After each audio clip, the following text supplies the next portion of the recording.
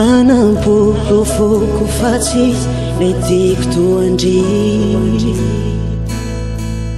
raha isontanako te avy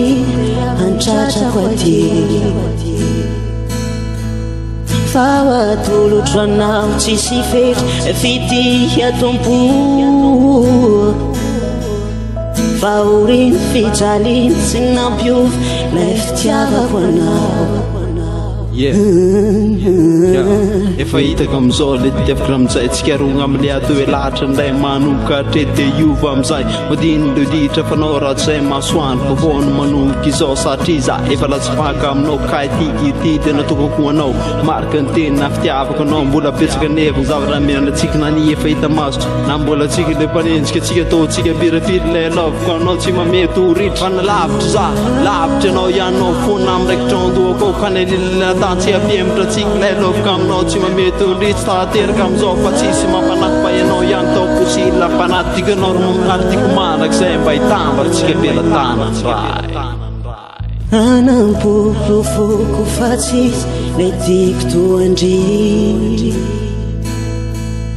raha isontanako te avy antratrako aty fa atolotro anao tsisy fetry fitia tompo fa oriny fijaliny sy nampiovy lay fitiavako anao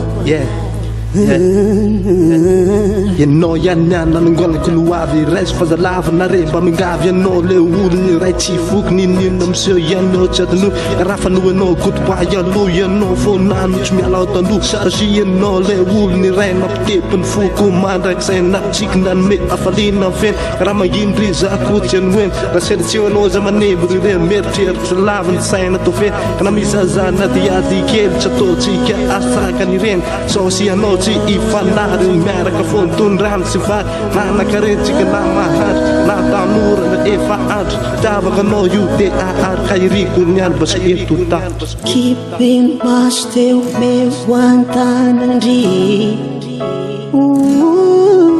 vaivatotrako iray lay tatipity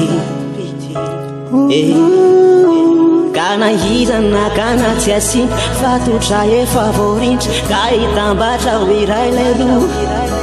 fa napetraka aza mbola piko tiako ianao ka tsy ho areko ninona iseho efiko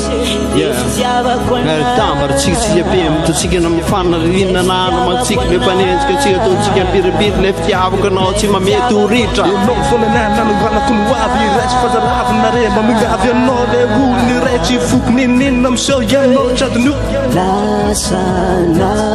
avoko vavonao refo mahery ao anaty ao tsisy avo lay fitiavako anao